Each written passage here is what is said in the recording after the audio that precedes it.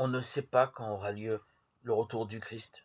Lui-même n'en sait rien, puisqu'il dit à ses disciples que seul le Père connaît cette date. Si Jésus n'est pas au courant, comment Marie pourrait-elle l'être?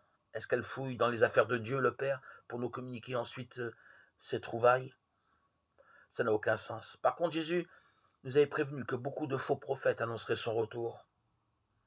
Alors, si quelqu'un nous dit voici le Christ est ici, ou bien il est là, n'en croyons rien. Il surgira en effet des faux Christ et des faux prophètes qui produiront de grands signes et des prodiges au point d'abuser. S'ils étaient possibles, même les élus. Voici que je vous ai prévenu. Matthieu 24, 23, 25. Quand Jésus est né, beaucoup savaient qu'il devait venir. Le peuple s'y préparait depuis des siècles même. Mais c'est long, des siècles.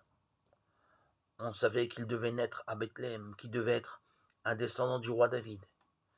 Et avec la venue des mages, on a même plus ou moins la date de sa venue. Mais ça n'intéresse personne, ou plutôt si Hérode, pour se débarrasser de lui. Il n'y avait personne pour se réjouir, personne pour l'accueillir, à part ses parents.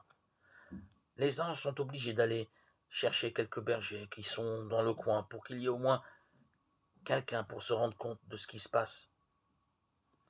Eh bien, ce flop de la venue du Messie au milieu de nous, voici que nous avons aujourd'hui l'opportunité de ne pas le reproduire, de ne pas nous trouver comme des gens qui, au temps de Noé, n'ont rien vu venir.